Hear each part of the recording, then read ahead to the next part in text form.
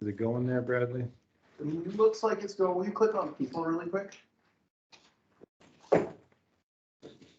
I just see Kayla and Josh, and I don't think they're actually in. I think they're coming in person. Grab that chair there. I'm gonna round up a couple of more. Okay.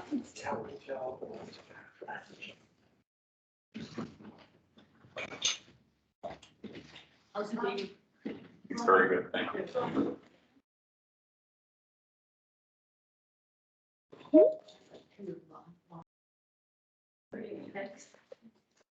Yeah, we're working towards crawling, so we're definitely able to flip from back to front, front to back. He's got that down like a pro, and he's babbling and making guttural noises towards us, and all the happy little things. All the good things. Yeah, so far, so good. Yeah, I don't have. It's very interesting. Thank you. I think that's the first time I've heard Julie refer to as guttural noises. I appreciate it.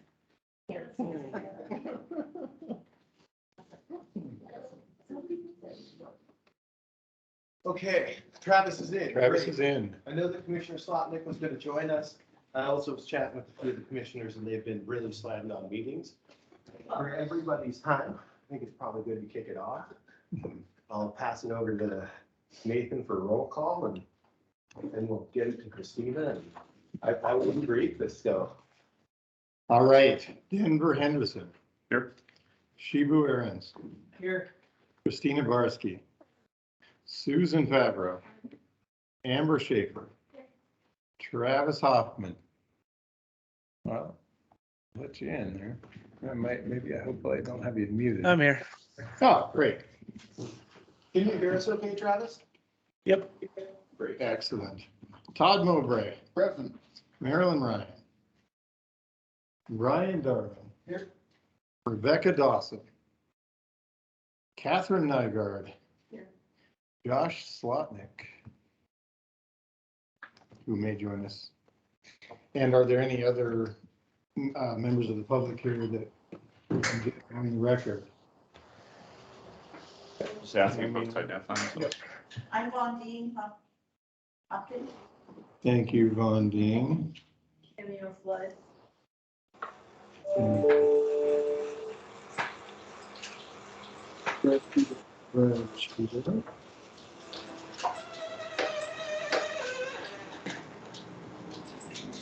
Maybe others that I've missed. All right. Okay, I suppose you want me to do this now.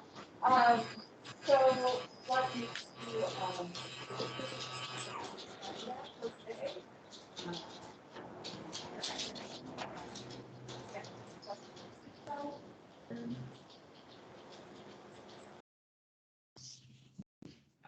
Okay, Move, we prove it. thank you. I'll second. All right, all in favor? Aye. Aye. Okay, raise your physical hand because I feel like I'm on Zoom, but. Any opposed? Abstentions? Excellent. The next item on our agenda is the approval of our recorded minutes from the January 11th meeting. These are sent out to us, the recording, in the link, right? But yes. The link was sent out to Oh, the everybody. link. You're looking at me like I'm. I was like, I link? clicked I on didn't it. even know of this. The Yeah. the The link. link, yeah. All right, did folks have a chance to take a look at that? Are there any items for discussion before we move to approve the recorded minutes from the January 11th meeting?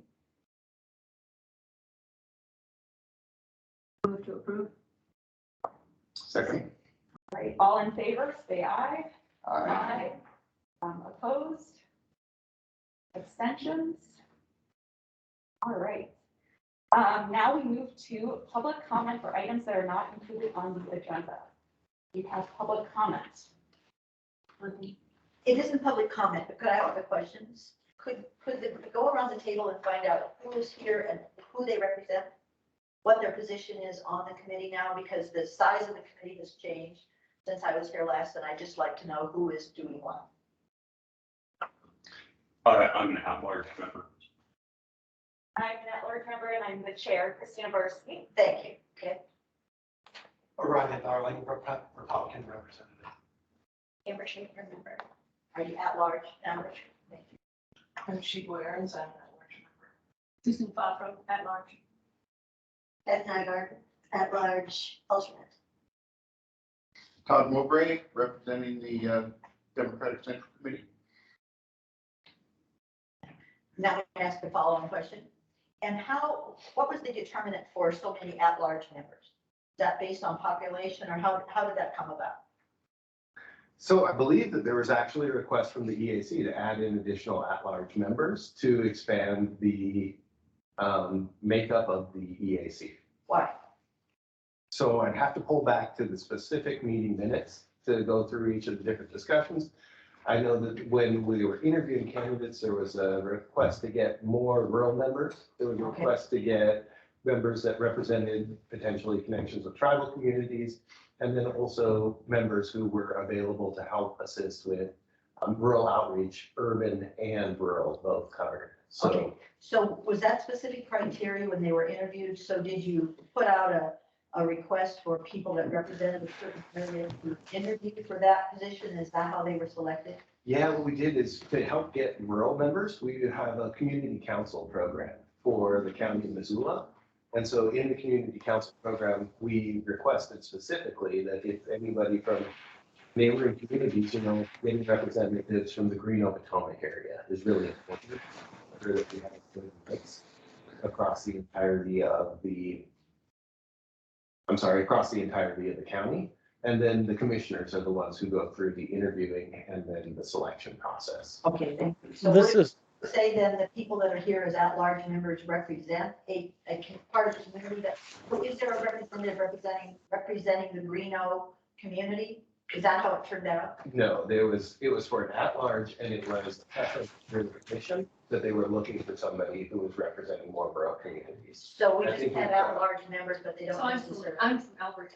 Okay, So. Yeah. but that's what I was asking is the community represented at large or are all the at-large representatives from the same small part of, I'm just wondering how broad the representation. We could go around and see where everybody's located. I'm not positive on where they're all located.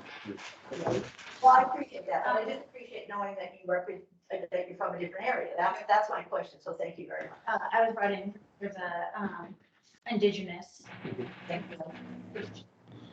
That was my question, I Yeah. appreciate the answer. Yeah, no problem. As I'm like not positive where everybody's from, but I know that when they were looking, that was part of their selection criteria. Great. That being said, I've seen it on the interviews, but not the selection. I think Travis actually wants to interject something here. Travis, I'm sorry, I had your mic muted because we were getting a lot of background noise and I don't think you had an opportunity to, would you like to say something? Yeah, and also introducing in your role on the EAC. Yes, thank you. yeah, I was just say Travis Hoffman, I represent the ADA position on the board. I'm also the vice chair. Thank you. Thank you, that was my question, I appreciate it. Perfect. And then Bondina actually was able to find it. It was back in August of 2020. And so it was just a public application saying the Missoula County Election Advisory Committee restructured its membership to include 3 new at-large members, applicants with rural representation and a knowledge of underserved communities are preferred but not required. And that was open through September. Perfect, thank you very much. There we go. Thanks, Amber. That's Thank awesome. That sounds like, oh, I have to dig back to find that one. I have a comment. I just wanted to clarify on Denver's letter to the editor that was in paper, that the, Republican Party did not want to pay for the hooking up the envelopes to the registered voters, but it wasn't us denying the elections office opportunity. I think the letter said we're not allowed to, but that had nothing to do with the Republican Party, so. And I I'll, don't know I'll add, who did not allow the elections office to do that, but it wasn't us. I'll clarify for you, Denver. That was part of the discussion we had with the elections office. It's all documented in next steps, the communications app. And it was what the elections office wanted to do, but the cost of that was prohibitive to us. And that's what the discussion was. It had nothing to do with, it wasn't something we didn't want to do. We did what we could afford to do. So, and we didn't stop the elections office, nor could we, from doing anything they want to do. Thank you for clarifying that. I'd like to make a public comment too. In looking at some of the information that you're going to be discussing today, there's a whereas clause that identifies me personally. And it says, and others who attempted to undermine the credibility of the elections office. That to me is a fallacy, because we are not in any way attempting to undermine the credibility of the elections office. So first of all, I object to the fact that I'm singled out in that, because I represent a group. So why was the group not identified? Number one. Number two, there are a number of legislators across the state who are involved in looking at election integrity issues or election security issues. None of them were named. So to me, that's a second affront that we deal with that. And the recent letter that we just put out contains some allegations about our attempt to disparage or besmirch the reputations of people who work in the elections office. That has never been the case. It's never been about the people who work here, because they're just following orders and doing what they're supposed to be doing. So I think that those things need to be addressed. It needs to be adjusted, because when you when you single people out, it puts you on a very narrow balance beam. And I don't think that that's something that you want to be doing, whether you divest yourself of your connection with this group or not. And then the final comment that I would make would be that there's a simple answer to the whole issue regarding what we have requested. And that would be to have an answer to the question of why there are different numbers of boxes in the two counts. We've asked, and we've gotten nothing. So until that answer comes forward, then it's left to the individuals, 60% of whom believe there are issues with elections. They're saying issues with elections. Nearly 60% of people nationwide, which also includes people in this state. So to say that there's a few of us who are alleging things that represent a fractional view is a total distortion of the facts. And I think it's important that as a civic body, that you underscore the fact that you're making comments that are generalized and not specific. And I don't appreciate being the specific person in this. Yes, I am one of the faces of that group, and I'm not stepping back away from it. But I think for this group to in any way identify me without identifying others is doing a disservice to me, and it's an unfair representation of those people who are concerned about making sure that there's integrity and security in our elections. I appreciate the fact that you're asking the commissioners to have a survey done or have some sort of polling done. I think that's a great idea. But don't go out of your way to say things like alleging or undermining the credibility. That is not at all. That's putting words in my mouth and in the mouths of other people, and I don't think that that's something that ought to be done. So that's my public comment. Thank you for your comment. We don't need to reply to public comment in this meeting, this session. I I'd like don't to ask a want question. to respond. I just want clarity on what your preference would that be, to name the election integrity group specifically and add more people to it, or to name yourself and then add the other individuals that are involved with the group? I think you could do it either way. You could identify specific people or specific groups, or you could say there are a number of folks. But you don't want to specifically be named in the group. Well, I find it offensive that I'm the only named person in that group.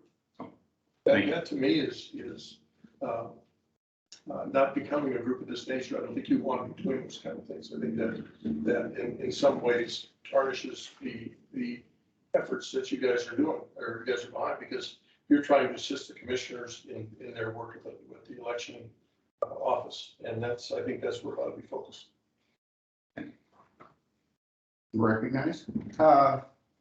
I think Representative Tashida's points are well taken, particularly the verb attempted. But we do have this as an agenda item, and I think the discussion for that can come up at the agenda item, and we can get some clarification there. Okay. any further comments before we move into old business?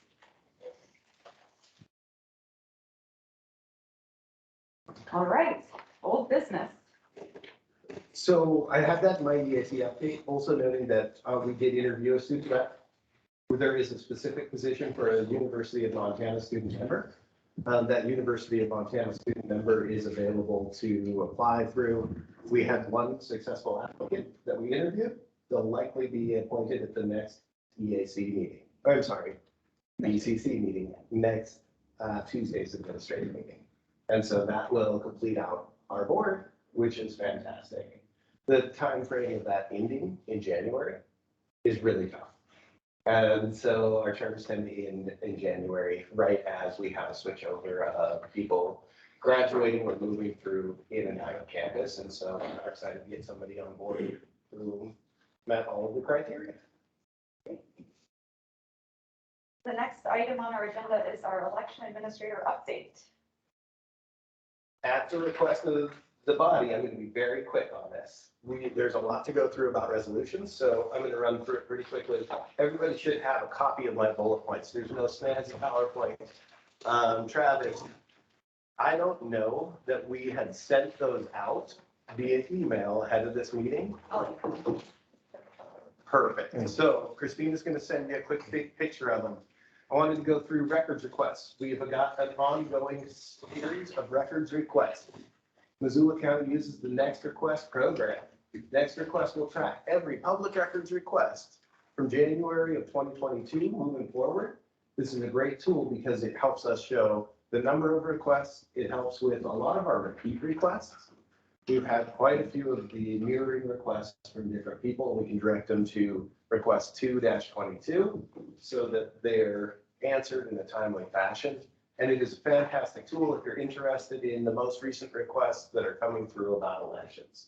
To not dive into every single one, I thought that was a great spot to put us at. It covers our recent affirmation envelope count. It covers other requests that came through from our affirmation envelope count. We have ongoing 5 records requests for the elections office. And so we are finalizing some of those, which is invoicing and returning unspent funds, and then some other ones are awaiting a reply, following through. I wanted to hit recent law changes. I can't remember if the public can ask questions, so I don't want to be out of order. I'm going to defer this to Christina. I'm very, very relaxed in the way that we run the meetings, and let me let the chair go through. I would be interested in us, having a conversation, if that's something that you're comfortable with, then I think transparency is key for us. I appreciate that. Thank you. I'm just interested if you would very, 50,000 foot view of what the records requests are that you're talking about. You say you have 5 more. Can you say what they are? Yeah, let me see if I can catch them all off the top of my head. We've had cast vote records in all of our service agreements with election system and software. I'm sorry, go back and say that. Cast vote records, which is a document we don't create, Okay, as well as service agreements for equipment through election system and software. This is a pretty standard boilerplate request that and goes can around you the state. say who the, since it's public information, can you say who's made the request? Yes. Yes, for this one I can. I had to make sure I knew it off the top of my head. Okay, Mr. Whaley, I believe, was who had filed this request. okay, And so we've been able to compile and we'll be responding shortly. Our main focus right now has been 100% on statutory deadlines. We have had, I'm including the Central Committee's request as one of those. but that is, I thought we, It's just for my invoicing and wrap up. okay, for invoice. Yeah. Okay, I've got a request for a chain of custody for affirmation envelopes, which is not a document that Montana creates. I've got a request, this is from Representative Sheeta. I've got another request from Representative Sheeta for video footage in our records warehouse. And then I've got the last request is video footage from the affirmation envelope recount from the Helena IR. And so we did have a reporter from the IR there present throughout the entirety, and they made a request for all of the video footage. so can I ask you a question about that? Sure. Maybe I misunderstood what you said. So a records request came into the elections office for video footage from the IR? From, of the records request in the county center there. Uh-huh. And as standard with all records requests, if it's requested within the 30-day retention period, we'll provide it out. How Actually, are you standard gonna rate. get the information from the IR? Isn't that proprietary? No, it's our video Oh, footage it's your to video. go I to the understand. IR. Yeah. Okay, thank you. I misunderstood. Oh, and with the, one of the sheet of requests was the chain of custody and all of the communications between the elections office and central command.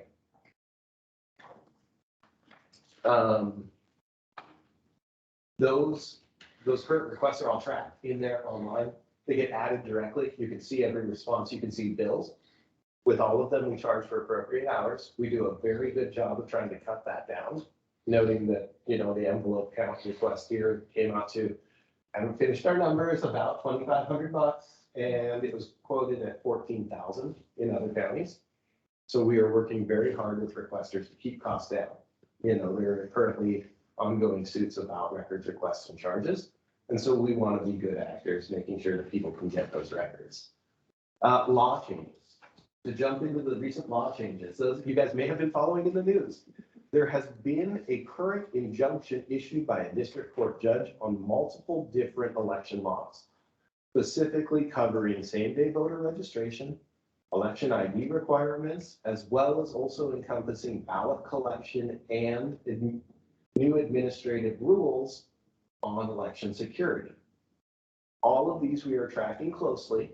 We are going back and we are re-updating our information, noting that the Secretary of State had sent out to election administrators that they will be filing a stay as soon as possible. So we have not publicly done outreach on this because the 2020 election cycle, what we found was there was a change made to the postmark deadline. And for 3 days, you could accept a ballot if it was postmarked on election day. And then in 3 days, there was an overturn of that ruling. We're hoping to see what comes out of this stay and then do an update to information. What we're doing is we'll be putting out a press release tomorrow with our ballots going out, and we'll state that the current election day registration laws are under legal review. The best way you can ensure that you are able to register and to vote is to do so before noon on Monday. That's been kind of our policy throughout all of 2021 as well. In 2021, it's pretty clear. You could not register and vote on election day, but we wanted to make sure that people knew this and knew and said, call our office. We'll let you know that currently this is where it stands.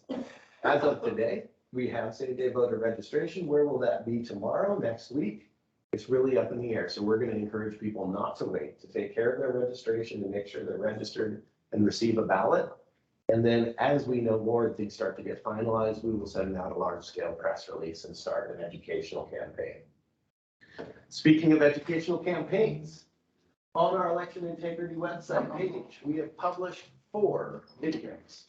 We produce these videos that cover aspects of how we track ballots throughout our process, how we signature verify, sort, process. They include our testing of equipment and information about additional equipment, how equipment's certified in the state of Montana. It covers our canvass process, how we certify election results. You know, a lot of the things that have been coming out that have been confusing to some people about how elections are certified, how we help make sure that elections are safe and secure in the state of Montana. There's a 4th video that I'm not rattling off the top of my head. I encourage you guys to look at these. We'll also be adding to this over this year. How we do voter registration, what the requirements are for voter registration, and how we do list maintenance. We'll continue to put these forward because our laws are regularly changing. So one of the budget requests that the elections office will have for next fiscal year will be some supplemental funding to edit these videos, because should we fully eliminate or change some of these upcoming laws or rules, we want to update them so that they're accurate and provided out. Bradley, did you say there's 4 videos? There are 4 videos. I see 2 along The very top one's going to show you a full playlist of all 4 videos. And so that top one's going to be that playlist. All of these are right with our meeting minutes. If you go to Missoula Votes at YouTube, you can access them all. We're going to start discussing them in the press release tomorrow that comes out about the ballots mailing for the upcoming school election. We made sure that we did update, it really kind of referred to the records request that our elections are indeed safe and secure.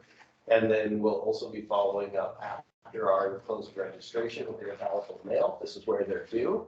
We will continue forward on the same level of tours. So I'm jumping into our school election here. And so our mail date's tomorrow. I said 69,000 by the time we got everybody updated. We're at 70,051 ballots going out in the mail tomorrow. This is important because there are shared district elections. What this means is that Missoula County will be sending ballots to Lake County voters who are voters in Lake County that are in high school district 1. There is a high school levy for school district 1. So we will actually be sending ballots to voters in the other district. Similarly, the Jocko Fire District and our Lee School District, Lake County will be sending ballots to our voters in those districts to help cover that. We have multiple shared districts. We have our voters in Lake County, our voters in the Florence Carlton School District. So Lake County and Ravalli County will be sending ballots to our voters. We have Mineral County voters that we will be sending ballots to who are in the Frenchtown Fire District. So there's a little bit of overlap on each of these different elections. And that will help us make sure that we are getting every eligible voter out to vote on these different districts, races, or elections. And that we will be working with many other counties to help void ballots and track them, because our voter database will allow us to show them it's issued, but we can't ever accept a ballot from another county.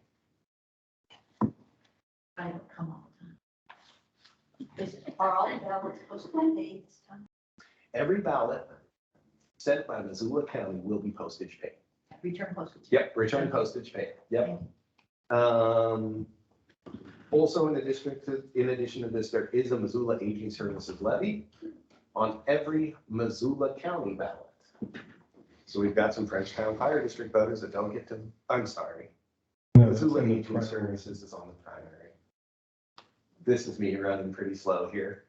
That's going to go on every single ballot. Now, on election day, we've got 10 drop locations. This is a countywide election. 70,000 ballots is the largest school district election we have run in Missoula. And so we have them covering quite a few different areas. I will send you guys those instructions so that we can track them all and not go through it in this meeting. In addition to that, what we started in 2021 was a tour schedule, walking through each of these different processes. They're mirrored in those videos because we understand that people can't always make it on a Tuesday or Thursday at 2 in the afternoon.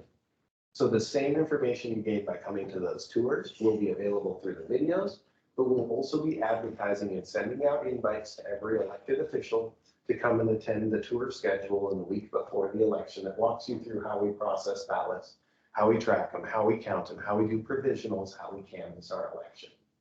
And so I know Kathy came to a few of those, and if Susan, Denver, Dean, Cameo. Ryan, did you make it to any of those? I got in on a little bit of some of it. Yeah, great. And I think you were at one of them, weren't you? No, okay. We had okay turnout. This is a tough area. What is good turnout? I mean, I feel like every time we're growing and it's more successful, I think that the videos are a great segue because the standard public who has questions about the election process, probably working on a Tuesday at 2 o'clock in the afternoon. And so this gives somebody an insight directly into our office to see how this process goes and helps update them on all the information. We've got overlapping elections. Yesterday, we finalized our proofs for our primary ballot elections. This is important because on the 22nd of April is the UACAVA mail date for all of our overseas voters for the primary election. And so we've completed our proofs. We're getting them over. We're actually starting print tomorrow so we can mail to those overseas voters. And then many overseas voters receive a ballot electronically. So we're in the process of making fillable PDF ballots. And all of those will go out on the 22nd. 45 days before a federal election is always our UACAVA date. I think we caught the 1st of April as our UACAVA date. I think the 4th of April, but we didn't catch the 1st for the schools. We always try to give as much time frame as possible for school district and local elections. Certification isn't until the 31st. So But makes it a very tight turnaround for the schools. So they got out a little bit ahead of time. There's no specific requirement for 45 days. You can send up to 45 days. It is impossible to send 45 days before when they certify 30 days ahead of time. So we try and catch it as close to that certification date as possible. This last week, we updated 4 different polling locations. This was all included in the updates that we sent out to the EAC. We actually utilized every single item through here with the exception of the Evero polling location. The last email to the EAC was a little bit up in the air as to where that would be. We were able to coordinate and work with the Buck Snort Restaurant, which is directly across the street from the former polling place. And we reached out to them. They're closed on Tuesdays. So they said, yeah, you can come in here, you can set it up. There are 258 polling place voters in Evero. In the primary election, in our polling places, we expect to see 30 to 40% turnout. So that location will be a fantastic area for us to help set up and establish for the primary. And then in the general, we'll see a lot higher turnout. So it'll give us a chance to calibrate and prepare for that. We are sending mailers. I've got them out. Ms. Favreau here helped us with updating them all. Susan is one of our election aides. So she works for our office as well. And when she was in here, she helped us with tweaking and updating each of our different mailers that we had used in 2018 to be updated to the information here because we're a full-time staff of 5 people. And so we got those out and now they're going through our communications department. Every time we send something out, we like to have it go through and get polished and match all of our current communications through them. We'll be sending those communications to all polling place voters. And we will be mailing that on the 6th of March. It was specifically chosen to, I'm sorry, May, the 6th of May. Thank you. I'm glad we're in person because I got to see your face. We specifically chose that. It includes a map of the updated location. It includes the new location hours, ways to get in touch with us here, and an absentee ballot request form. That absentee ballot request form can be used for all elections or just this upcoming election. We will mirror this same mailing for November. Many of our polling place voters for November, so we want to make sure they know where to go on election day. In addition to that, we will be also noticing the Cold Spring School. It was moved in 2019. We've never had a polling place election for those voters at Jeanette Rankin School. So we're going to reach out to everybody in the Jeanette Rankin School polling location to make sure they're aware of that location ahead of time. Every location will also be signed. So if they do go to the former location, there'll be a little sign. And what we've done in the past is a map that you can take with you so that you can get to the right location. The furthest distance we moved one was, I think, 1.1 miles from Chief Charlo School to the former Cold Spring School. Also noting that we are planning and working on a series of satellite office events for the primary election. So we will be reaching out and we will be covering voters in Condon, Seeley Lake, and Greeno with a satellite office event in Seeley Lake. There's tax office on the 19th. And then we utilize the Frenchtown Fire Station on the 20th. And that covers our Petty Creek, Evero, Spring Meadows, and Frenchtown voters. We do this to help bring the election office and help to rural communities to help make sure that it is established and ready. When we do this, we also like to coordinate with some of our heavier users of same-day voter registration, the University of Montana. They're not in school, so we're not going to go and hold a satellite office event at the University of Montana for the primary election because the people who would be there, who would utilize that service, are not on campus at that point in time. There is a requirement under the wandering medicine lawsuit. Any county which has tribal lands encompassed in their borders, so sovereign tribal lands in their borders, is required to work with the tribes to establish satellite office events. We nailed it down about 15 minutes before this meeting. We're going to have our discussion with the tribes tomorrow afternoon.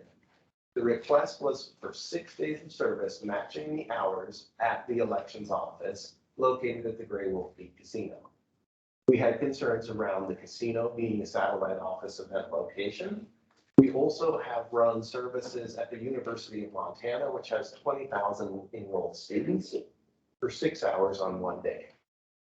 So we're looking to see if there might be a compromise we can come up with, which provides additional services in the fantastic level people are used to, but maybe aren't, 8 hours for 100 voters each day. And so we're going to be meeting with them to see if we can help calibrate and establish that, noting that if they want us to run for all 6 days, in accordance with the lawsuit, we will happily do so. We're going to run the full tour schedule for that too. I'll make sure to send this out. We're going to be doing our press release tomorrow, so I've got it copied and pasted. I just didn't bombard you with emails today.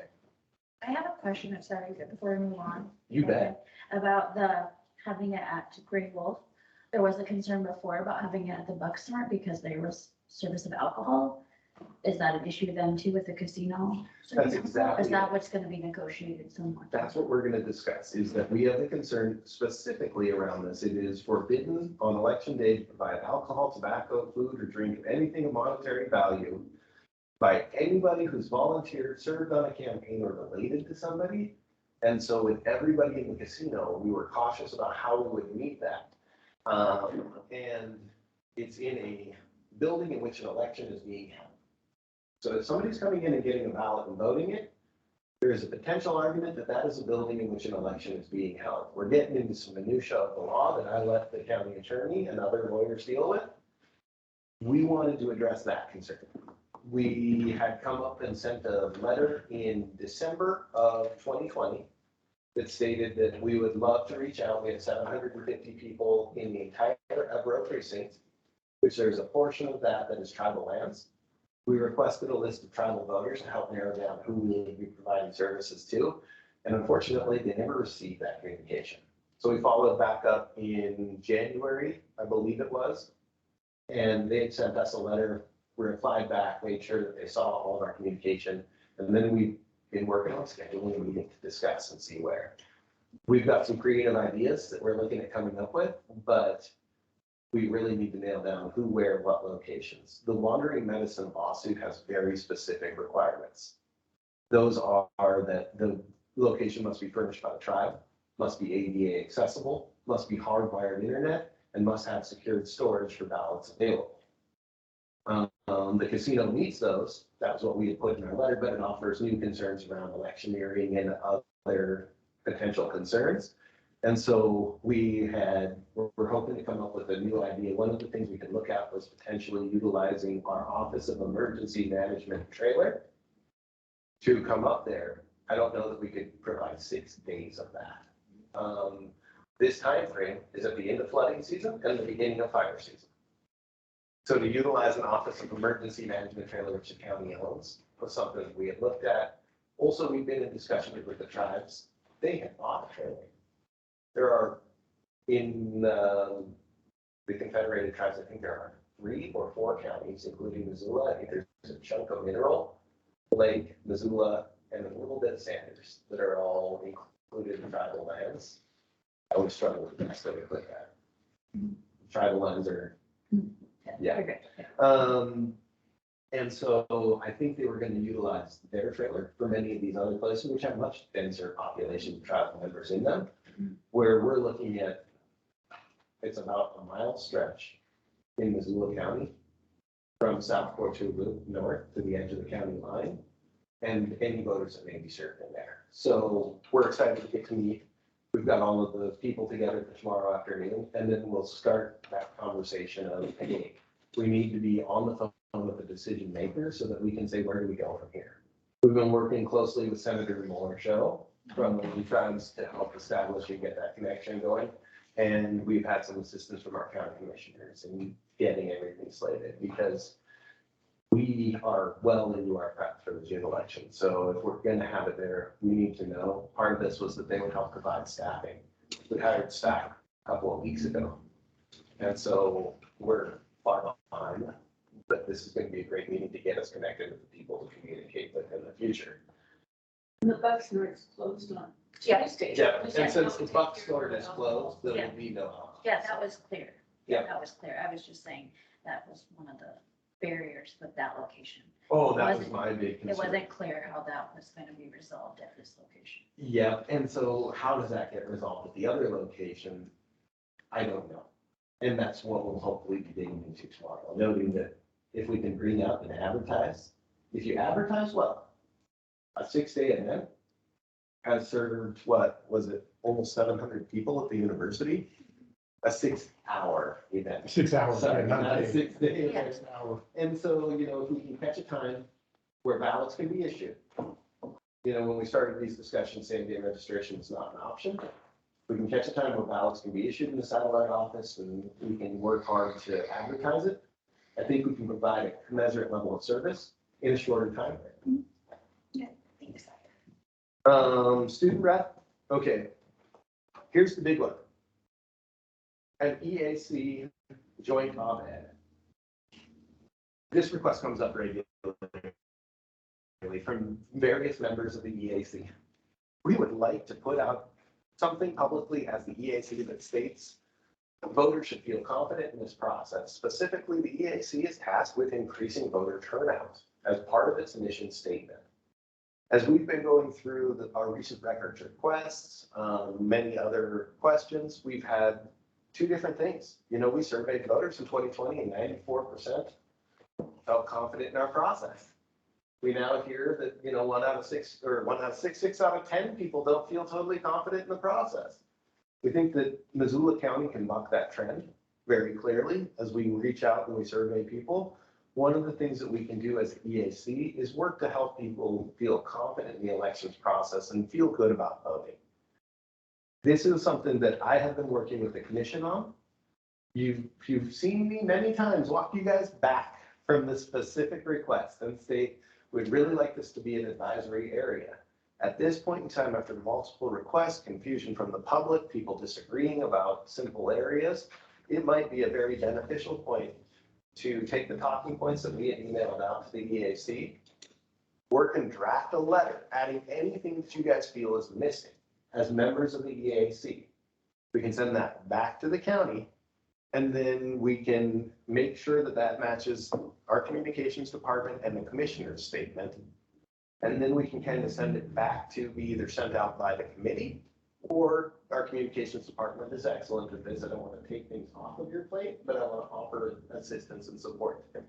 If we were to do a joint op-ed from the EAC, it would require that every member of the EAC felt comfortable in signing that letter. And so as we went through that, we would need the non-alternate members from each central committee, as well as all of the at-large. And if there was a missing at-large, that's where you jump in there, Kathy, is to say, yes, I agree with these statements. I don't even want to go down the road if we can't come up on something that we all agree with. And I am going to provide you with those talking points that I've already sent out to everybody here. I can get you extra questions if you haven't come up. But I'd really like to offer this as an opportunity for you all to work collaboratively to produce a joint opinion article, looking at the time that it goes out being in May, using my right months here, in May to encourage people to vote in the primary elections. This could include updated information about polling places. And then hopefully by then, we will have a clear guidance on our legal review. So we can state that there will or won't be same-day registration and nail that down to help people feel confident. Noting the whole goal is to increase voter turnout in the elections, which is directly the mission statement of the EAC. Yeah, I'm okay with it if you are. Bradley, could you say something, Christine, excuse me, could you say something about this sample? This survey and 94% of people are satisfied with, or another comment was made that 60% of voters have questions about, like, of whom? What is the sample? I think when you report data, the results from data, it's important to say where the data came from. What is the sample size? What are we talking about? Because I'm confused, frankly. I can chat about it on our side. I can't necessarily chat about it from anybody else's. And I respect that, but I'm just saying, going forward, if you're going to send out something that encourages,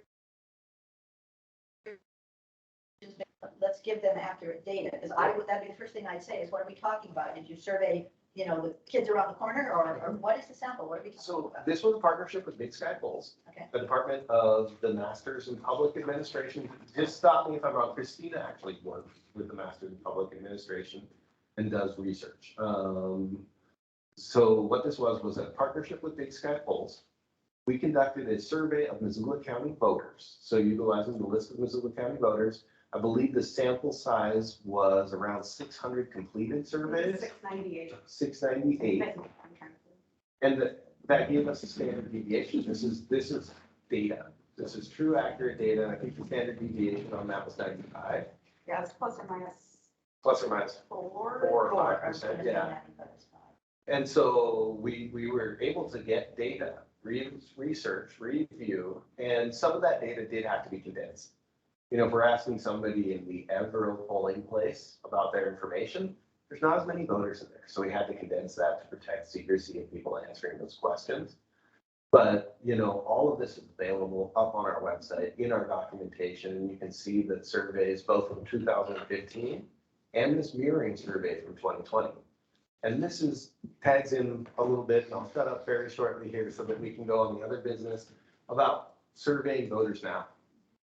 We can get real data, and we can see, because in Missoula County, what we saw in 2020, noting that there has been an incredible year of misinformation coming out, bombarding voters across the nation.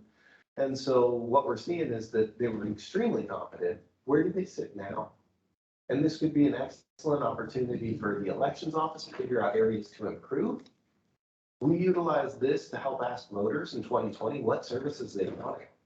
The number 1 request was an after-hours ballot drop box. The number 2 request was a voter guide from the county. The number 1 request is prohibited by law in the 2020 elections. Mail ballot elections cannot have an after-hours ballot drop box. The number 2 request is a fantastic appreciation of our hard work here at the county and would directly damage that reputation. If we complete and fill out a voter guide for our voters to utilize, the same reason that they want our information and want our guidance is because we are a fantastic area of good information that is nonpartisan. Well, guess what? If people don't respond to this request, it can help skew the way that people interpret that data, and we won't touch that. We're going to maintain a great resource for information about how to vote, where to vote. And if you want information on candidates, we can provide you a name and vote. I just want to make sure that the committee, speaking for us, I just think it's important when you go to the trouble to survey voters, that you communicate back to voters what the survey was, what the construct was, where the data came from. And so it's not just arbitrary.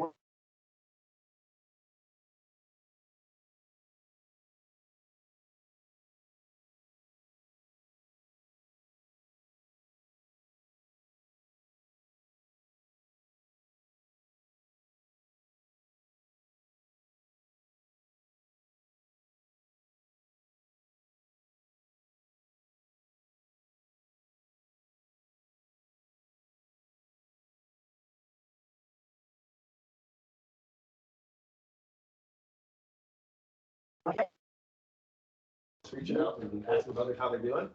It is an expensive budget item, which leads into the next area. And at this point, I'm going to pass it off unless you had a question. I do have a Okay. question, actually. So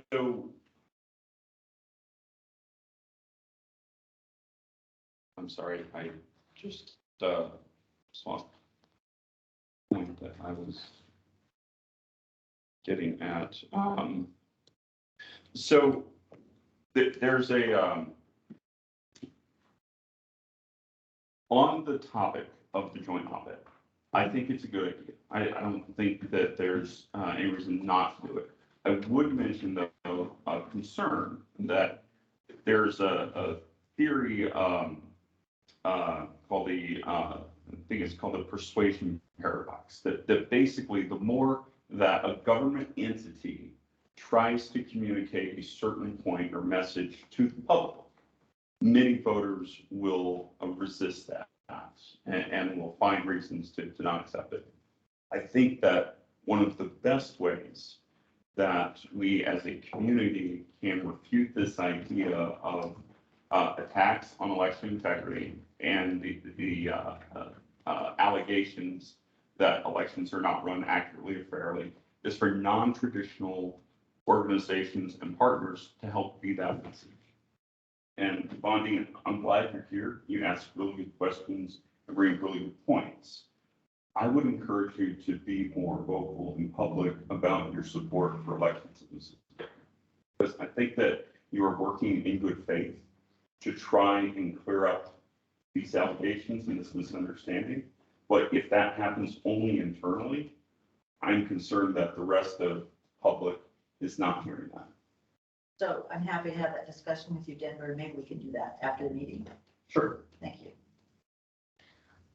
I have 2 questions. Yeah, and also Denver had asked for some compiled data that I told him absolutely not, because we were so busy for each of the different articles. I reached out to our communication department. They doubled down, pulled it together because they wanted to help have this information. Noting for a joint op-ed, it can be as focused on elections or records requests as you all want. This is your opportunity to state what you guys would like to state. We've given you some great information, and I can provide you a lot of information around the June primary elections, dates, deadlines, and locations. The goal of this is not necessarily to refute a records request again. I mean, when I get a call, my statement is no comment. And I move on to working on the elections that are important and pertinent for right now. I do want people to feel good in the elections process. But like Denver just stated, if they don't feel great about it, they're not going to be swayed by me. As we go through this, this is an opportunity for you guys to talk about the elections process and to encourage people to vote to help increase turnout. Yeah, we're all lay people and we represent a cross-section of demographics and regional domains. So I think we could be persuasive, especially if we're not, I mean, if we're careful in how we word it. Yeah, and I think it's a great idea. Along the same lines, it could be just my phone, but I didn't see on the elections page that your videos were represented with quick links. Oh, so they're all on the They're all- integrity page. Yeah, and that's hard for people to find. Go straight to the front page. Bingo. Got it. We'll get it done tomorrow. With this records request, we'll make sure that they're right up front. Okay. Forgive me, guys. Right now, I have been so focused on Yeah. the nuts and bolts that a lot of this is coming together through assistance from many other people. And so I'm like, yeah, no, it's just on the election integrity page right now, but also with where it sits, that would be great to have right on the front of the page, right next to your instructions for the school election. I'm excited to see them. Yeah, and I'm pretty excited about them too. We worked really hard to help cover them. I love it. You guys will all know the one thing that I don't love, and it's that there's some voiceover and me on the screen. And that's never my favorite. I like it more when other people discuss about elections. We work with a very great team, and their statement was, we need this to be clear, we need this to be concise. And you have a vast knowledge of this, could you please do the voiceover? And I said, absolutely. Well, accurate, yes. Concise, I'm not sure. Concise, short, never something people said. Are there any further representative election administrator updates? Are those I think it's very good. 10 drop locations just on election day? Yes. And are they monitored under union or union? For all drop locations for a mail ballot election, it requires it to be listed as a place of deposit, which is manned by 2 election judges and keeps a record of the people whom are dropping off the ballot. That's for a mail ballot election. There are different laws for mail ballot elections versus polling place elections. If you drop your ballot off at a polling place election, there will be a ballot box. It's usually manned by the manager of that polling place. No log is required, and it's not required to be manned by 2 separate people at that point in time. So different rules around that, and we just get the joy of going through. We've got a few people running for office in here. They get to make those rules, we get to follow them. We're happy to put guidance and input, but also whatever it sits, that's what we do. If we get there. Quickly, if we were interested in op-ed, I would love for you guys to kind of follow up and establish some people to take charge on that. And I provided a rough outline of dates and deadlines to help make sure that this is successful. noting that it's a month-long project. I'll volunteer to sort of head that up also. I have to follow federal guidelines in terms of advocacy, so I want to make sure that I'm fully in the information as opposed to advocacy space. So anybody who's interested in joining a writing team to get a draft together and sent out, So you'll prepare a draft and send it? I will work on a Initial? draft, yes. Okay. I don't want to take the blame from anybody else that wants it, but I'm happy to do it. And as we go through this, what we're looking for is if we could receive that back by the 22nd. That way our communications team gets a week to kind of confirm with the commissioners, does that match? So it's a pretty tight timeline, It's fun. but also I think that, you know, Yep. I like to be a straight shooter. I like to be quick. I think that the big thing is, you know, here's the upcoming election. We should feel confident in the election. Here's ways that you can vote. Please do. Yep, and everybody should be voting. So we can have a conversation via sort of email about this, and I think that Bradley's guidance for ensuring that this is a uniform message and that it's supported by everybody in this committee, I think is important. And so if there are issues that we need to work out offline in that process, I think it's important we do so. And I want to echo what Denver had to say about, I think all the messages are important. All the messages about getting up to vote, right? Like any person that wants to talk about getting up to vote is great. Anything else from you, Bradley, on the EA update? Not unless anybody has any questions, also noting got a lot to cover, so I'd love to pass it back. Quick question about election judge recruitment. How many individuals did you end up recruiting for election judges? As of yesterday afternoon, we recruited over 750 people. We trained almost 680 people. We had just shy of 600 people complete all of their required paperwork and documentation. You know, we did have some people who took this strictly educationally. We did have some people who we've been unable to receive a response back from. We can't schedule, and there is still time, right? We can't schedule anybody until they fully completed all of the paperwork and the other requirements, so it's growing every day. We did get a request that I directed the next request for a list of people in there. We had a request for our election judge list in 2021 for the 2020 election. Because it has people's information, name, date of birth, address, political affiliation, we like that to go through the official channels of the records request. So, you know, that way, if you've signed up and you're serving as a judge, it's clear that your information has been requested. Yeah. Does that mean are people told ahead of time when they provide that personal information that it could become public with a, records request? Anything that you do with a county or a state or a local government or a federal government can be a public records request. I understand that, but are those people that sign up for this told that? I do not believe that we go through when you're signing up and going through and stating that any information that you provide during a public or the county could be a public records request. You know, if we were covering that on everything, it would be on every single email and phone call and text message from I me. just wonder if that's what we're getting to. It may be in the future because that's tough with this aspect, but also I want to be able to provide this information, and I also want to be able to protect this information. I have no ability to protect information provided to the county. Thank you.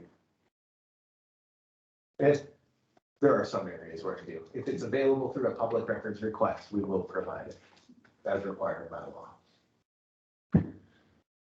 Okay, that's it, I think. Gosh, so quick, so concise, so clear. Always. Sorry, guys.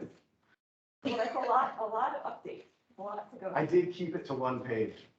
You did a great job, Bradley. Great job. Just make the thoughts smaller. Maybe notice the margin work. I did a lot of magic on that. All right, so we're moving on to new business, and I believe that Denver has items here, correct? Thank you. So folks, what you have in front of you is a pretty simple, straightforward resolutions, county that asks them to include in the budget that they're working on right now, funding for a scientific public opinion poll to be conducted after the general election in November. Just to drive the point home, I do mention Representative Sheeta in the resolution. This is not about Representative Sheeta. This is about providing solid information that the county can make decisions on going forward. I'm not going to go through this line by line. I do want to hit three main points. First of all, this is the kind of expenditure that the county has funded in the past, as Bradley said. It was funded in 2015 and in 2020. The report from the last poll, about 9 out of 10 respondents said that they had confidence in Missoula's elections. That's about as good as it gets, I think. That being said, a lot has happened since then. That doesn't reflect January 6th. It doesn't reflect the records request. It doesn't reflect the public allegations that Representative Sheeta has made. And my concern is that while in the past support has been high, we have no idea what those numbers are right now. And frankly, the only way to know is to ask. Now, the second point I want to make is we, as members of this committee, we all have connections to groups and organizations and networks that we can get information out to them. They can get feedback back to us. That is valuable, right? But it's not the same as a public poll. It doesn't ensure that we're reaching the entire community. It doesn't ensure that we're asking the same question every time. And it doesn't ensure that we are collecting information in a balanced and fair way. That's the advantage that you get with a scientifically conducted public opinion poll. And that's why I think this is so important. The other thing I would say on this note is any one of us can put together a Google poll in a matter of minutes. Again, that is not the same. Those kind of polls or surveys are very much open to manipulation. Organizations and groups can drive their members to that poll to drive up the response in one way or another. That's also not good information for decision making in the future. Last point I want to make is that I know that the money, I know that there are concerns with the county about their budgets, the impact on inflation. I understand that, I respect that. I would submit this as a priority. Notice that I'm not bringing a resolution asking for funding for prepaid postage, even though I feel like that innovation was very important and the right thing to do. In my opinion, this is much more important. And then along those same lines, also in the near future, the county will have the opportunity and the responsibility to redraw the precinct boundaries. And this information, once again, about how far voters are willing to travel will provide, in my opinion, good information for the county to make those decisions on. So again, this is not about Representative Sheeta. This is about providing good information, clear information to the county commissioners so they can make these kind of important decisions. And it also guides our work and the work of the elections office. So I'm looking forward to a good discussion here. And if there's amendments that need to be made, certainly welcome those. But at the end of the day, I hope we can come together and pass this and send a strong message to the county that this needs to be a priority. And I'm just going to recuse myself from this discussion because of my association. So I'll let you sort of manage the conversation. But on the Cam, you know exactly what that is. So I'm a survey researcher and I've conducted the last few polls under my direction. What were the dates of the last one? December? No, November 2020. It was the few days after the election. I think it started on Monday. And then 2015 was January 2016, I believe. Yeah, I love it. I have to go to our website to pull Yeah. the data that's posted in the document library. Close enough. I think about how much, what's the scale of time? And the goal is to run them as soon after the election as possible so that people's perspective of the election is clear. You know, so that they can remember how their experience went on election day instead of 2 months later when they may not remember and they might be like, well, I voted, so maybe it was great. Sorry. I think Todd was before me. I would ask Bradley to actually facilitate this discussion. Sure, I'd love to do that. So just so you guys know, this is a portion of our budget request. This is already slated to go forward. This will be supporting documentation from the elections office. We feel it's critical to know how we're doing our job and have scientifically derived data that lets us know this. And in specific, we want to reach out to our voters and be responsive to their requests as we're asked to make equal population precincts across the county of Missoula. We're not necessarily provided a number that we need.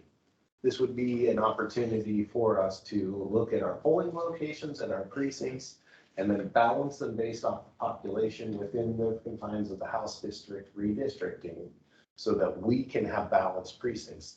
This is that chance for data that says how far are we willing to travel. Todd had something. Todd. Oh, I think this is a wonderful idea and I think we should support it. However, I would suggest that in whereas clause 4, we reword that to read, whereas recent allegations regarding local election integrity have likely undermined credibility of the Missoula County Election Office and weakened public trust in the elections, etc. I think it's impossible for us to know what's going on inside anyone's mind to use the word attempt. And I don't see that it does any good to name a name. There have been allegations and there have been more than one. Obviously, there was one that was more critical than others, but I think we can neutralize it and still get the point across. Did she say something or is this just, I was gonna let these guys take a chance to go through and take a look at the wording and then loop it around and get some comment at that point in time, because they may want to alter exactly what you're saying, about to say. Susan. Couple of things. The blue text that's there was something that I thought would be important to add. Because there's no, it brings to mind since it's December 2020 that the survey was done. 2021 was when the insurrection happened. That's when the pandemic really heated up and all of those things that impacted directly the public's perception of elections. And I think finding out what damage was done, if any, would be really important. And I was also thinking on the last resolution, the last resolve, that maybe give them some specifics that we would like a survey to happen every 4 years with the general election.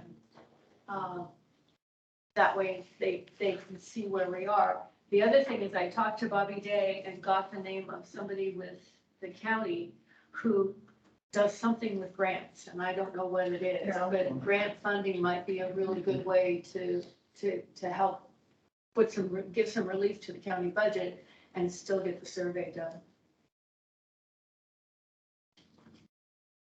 What is the amount, Bradley, in the request for the survey? So, okay, Travis, I'll catch you in just 1 second. Sorry, Travis, that's the online portion. You're Todd good. just asked, if you didn't hear it, what was the amount for the survey? It was about approximately $30,000. I think it was like 29 something for the 2020 survey. Oh. So for this year, we would reach out, we'd get a quote. I would expect it to be higher. The cost of labor has gone up.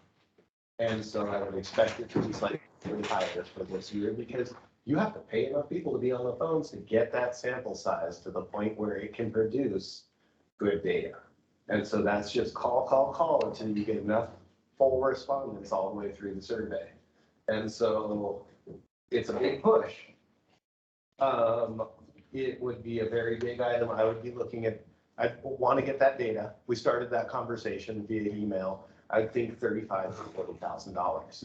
That being stated, that is a big budget amendment. So I'd love you guys to kind of be aware of that, especially if we're looking at assigning a regular repeating area for this, because that's a long-term commitment for the county that we'd be asking them to make. But if you look at 40,000 for a survey and it's done every 4 years, all of a sudden it's 19,000 a year. Yep, and I think that if you put in that assigning that deadline, that helps make it a little bit easier, either easier pill to swallow or a tougher pill to swallow, one way or the other. Travis. Thank you, Bradley. Looking at the resolution, maybe, I don't know where this would go, but maybe looking at the third whereas, we want to base decisions off of factual data, not off of gut feelings. So I kind of maybe think factual should be in there somewhere. Collection of factual, reliable. I'm not sure where it would go, but because people can have a feeling about something, but if that feeling's not based off of factual data, is it really reliable? So. Are you thinking like reliable, timely, and factual data, information? I think it would be most simply to include factual after reliable. Yep. That work for you, Travis? Right, is muted Works again. for me.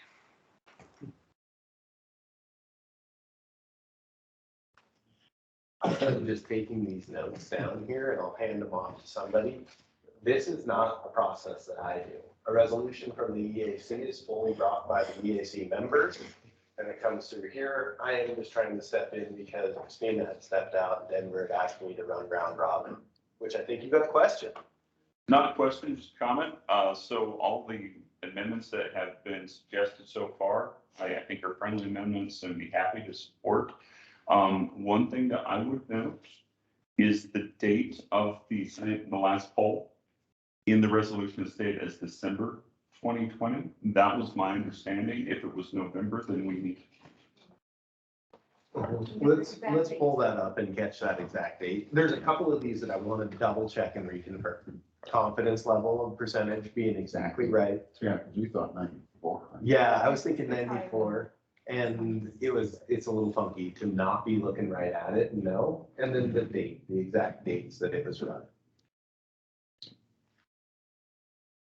And just to clarify earlier, in regards to paragraph 4, if there was only the suggestion to change, to take out attempted. Is that Yeah. correct? Right. And the name. Okay, and the name. What I had gotten from Todd was it would read, whereas recent allegations regarding local election integrity have possibly undermined the credibility of the elections office. So big strike through on that first sentence and a little bit of a restructuring. Was that what you had? Exactly. Point of information, so far, we're just having discussion. There have been no motions made or carried. Do we intend to have a conversation, identify changes, and then move them as a slate? Or to do them one at a time? I'll defer to you guys on that. I like the friendly discussion, making amendments as we go, and then just re-review and we're all on the same page. I struggle with the motions and the formality of it, which is why you listen to me talk for so long. So either way, I'm good. I would suggest we continue with the discussion, continue to identify changes, and then move them as a slate at the end. I agree. Yeah. Okay, we hit a couple of those areas. I'm literally just gonna pop around the room. You're doing good. Ryan, did you have anything you were thinking? I'm glad to hear about the strikeout of Brad's name there. And the blue text here, obviously I'm Republican, right? So, and this is a nonpartisan type of forum here. So, January 2020, January 6, 2020, on that insurrection.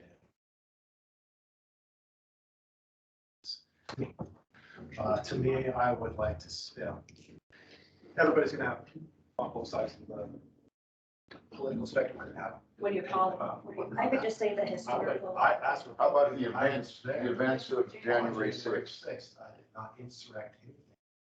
Well, I didn't. Simply, right? That's what I'm saying. It's- Just the messenger. Politics are hard in this situation You're because still- we're dealing with political things, right? Combined historical effects of January 6, 2021. Period. January 26, 2021. I don't know what you want to go on about that, but So that's what we. I would appreciate the insurrection, which What do you want us? We need something. You can't And just say. that's, well, then how about just January sixth? Oh, I'll just leave it. That's it. That's fine. Yeah. I mean, if it's in Washington DC, you need to specify where Sure. it could be That would, car accident on reserve. that would be fine. Yeah. And, Can I read this really quick to make sure I got it the same too? sure. So combined historical effects of the January, combined historical effects in Washington DC on January 6, 2021. Period, striking all the way down through till and the COVID pandemic, or Well, you would need to, How about, you got DC in the wrong end of the statement. You need to put it after January 6, 2021, because DC doesn't. Right, historical effects of January If you wanna 6th, read 2021. DC. So it would say, whereas processed at the first line, the combined historical effects of the January 6, 2021 events in Washington DC, questioning the validity of the election and the COVID pandemic impacting the ability to safely hold an election.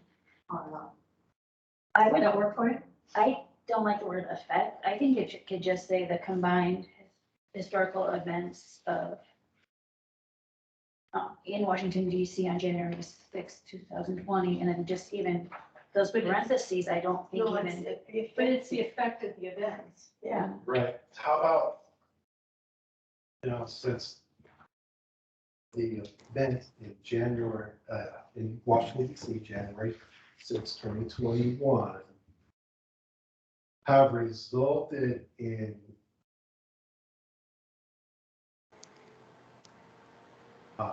scrutiny, or maybe awareness is a pretty good word, of the voting process. Well, scrutiny was used in the first line. Right. So Okay, awareness of the voting process, is how it reads. and voters' access to vote. So,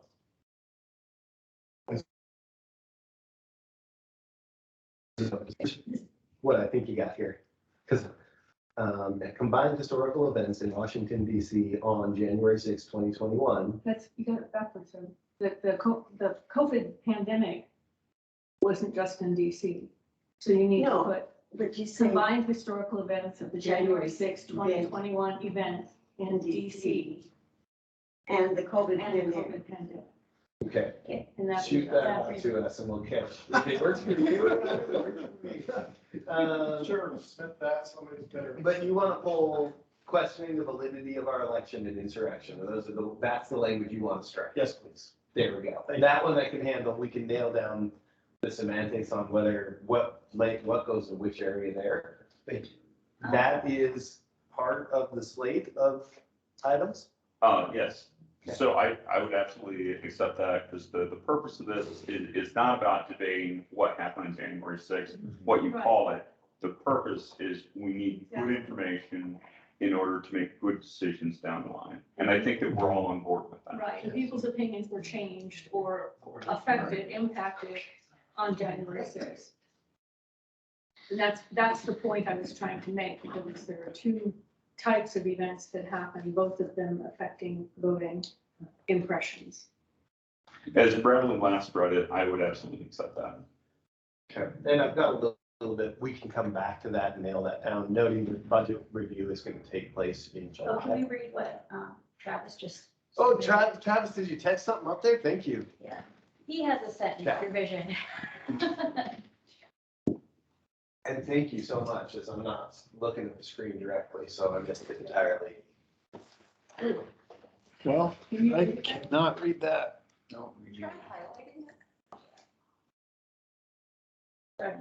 Sorry, I'm not very good at If you controlling could Bradley's scroll up, time. There we go. Sorry, it pasted blue. Let me see if it pastes in a different color. Now it's pasting in black. I don't know if it'll be readable. Black, yeah. Ooh, It pretty much says the same thing. I just took out insurrection and just kind of adapted that first sentence to not include the parentheses, but to make that language be part of the sentence.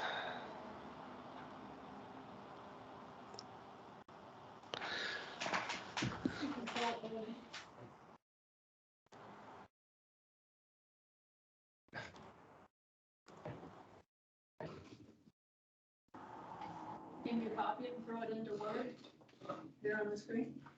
Maybe.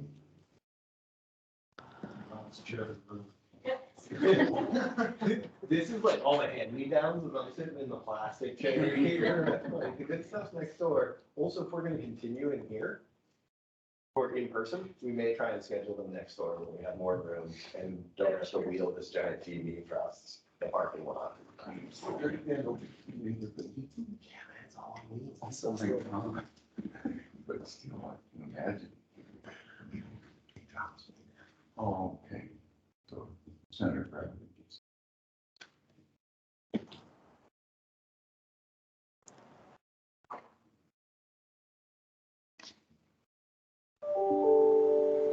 There we go. Look at that. Now, I don't think you can see that on the screen specifically, but we can pull that through from the chat. And we can also use this language directly if it works for everybody.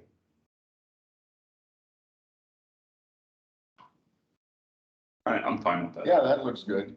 I think, did we want to add in Washington DC as for that event on January 6th? That was mentioned. Or is it just that it affected us nationally? So.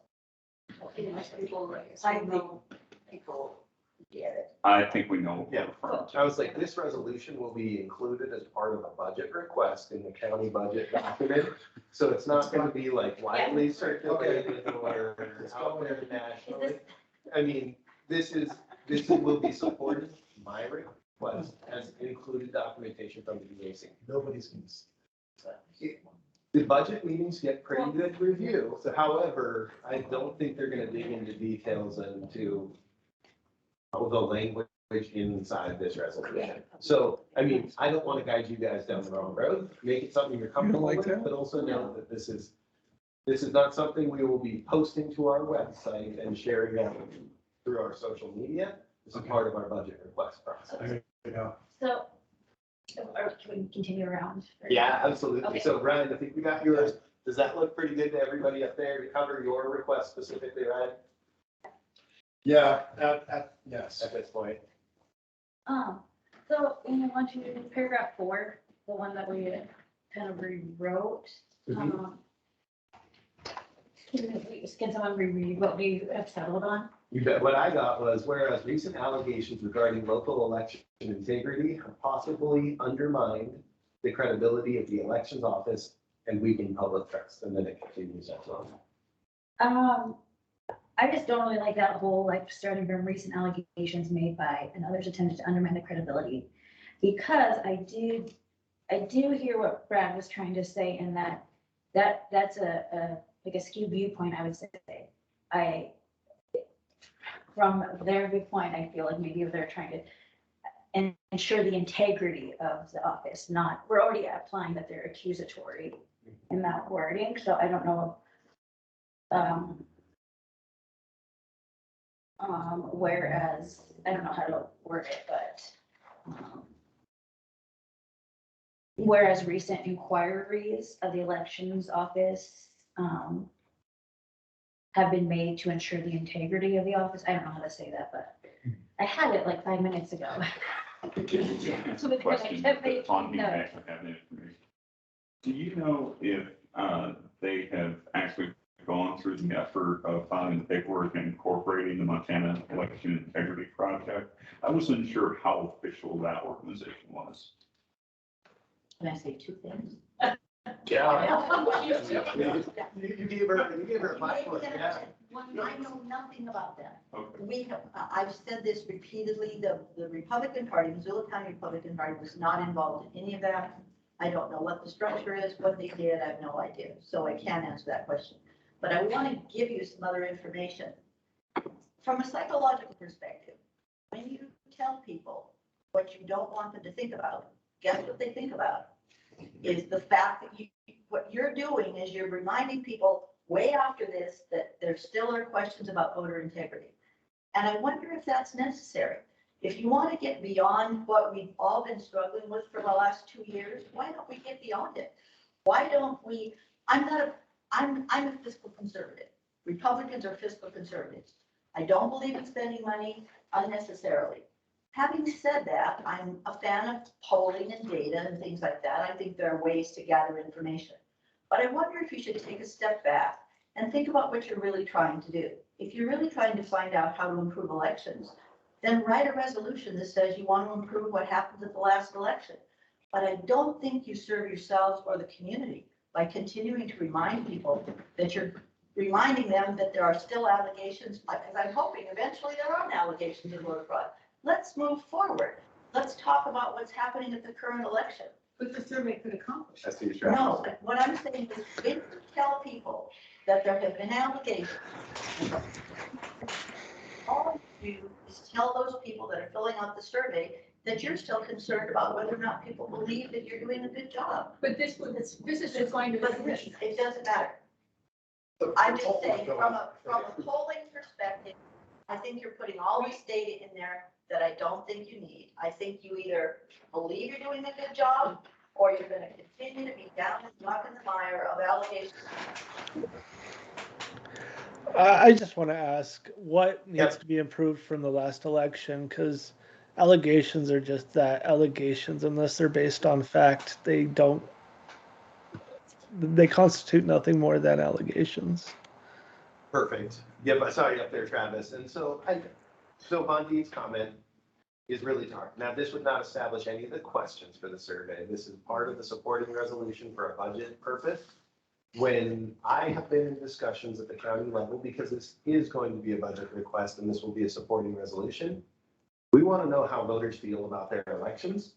And we want to know information from voters about how we can help make decisions in the future that support what they would like. And you Specifically understand around that's what I'm saying. redistricting. Yep, So I yep, hear your allegations and. Yeah, Yep, and You're so, confirming what I'm saying. yep, and I'm this saying is just a forget little about the different. allegations and quit rewriting these paragraphs and just get on with the, ask yourself, why are you doing this survey?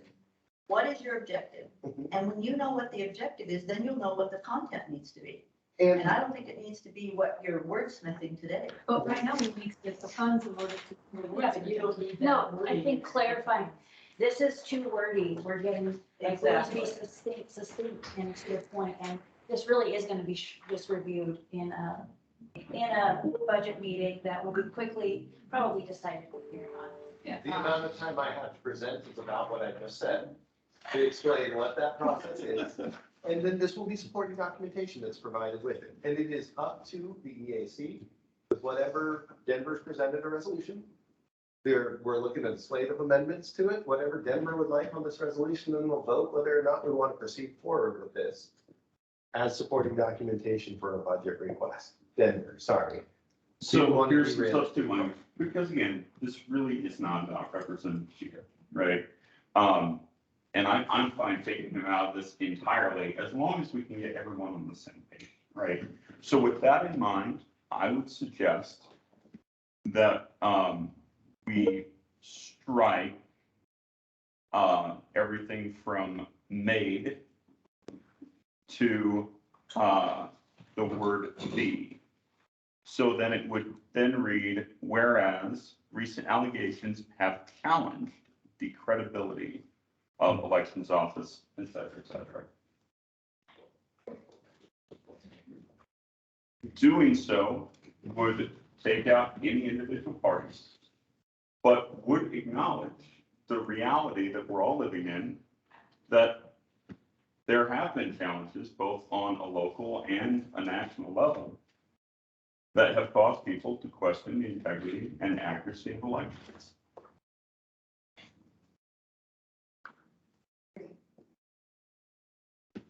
If I could make a quick comment, I'm okay with all of the edits that have been, all the amendments that have been discussed so far, so I'm happy with where it's at. I mean, I really support this idea. I think in the sixth whereas, something that nobody's mentioned so far is I'm not gonna change it. I'm just saying I like it, is the point that we've already done polls, and without ongoing polling, the results become less relevant. The work that's already been done becomes less applicable or relevant, the work that was paid for. I think that to me is a decent argument in support of asking the commissioners to continue funding this into the future, because each individual one we do in 10 years looking back will be a much more valuable piece of data than just saying, oh, we did one once. But yeah, that's what I thought. And is that kind of just in reference to the, well, that information is valuable and only provides a snapshot of time? Yeah. The reason we're asking for this is continued. And Yeah, this I'm comes not in- changing anything, I'm just saying that I support it. You like that, yep. And that comes into this fact that some of these questions we ask are identical questions every single survey. Mhm. So that we can get information about each election and that it's all that confidence matrix. How confident are you? Those are the ones we want to keep uniform because that gives us more than just a snapshot of time. It gives us a linear explanation of, we did a survey, no, it's not the same voters, yes, it's the same sample size, and here's what we're seeing. Let me just jump around Susan or Kathy, do you guys have anything else in particular? I was wondering, 1, 2, 3, 4, the fifth one, whereas there have been similar accusations made in other counties. Can we just toss that paragraph just to kind of tighten up the? Yeah, I'm not married to any of this. I would be fine with that. Okay.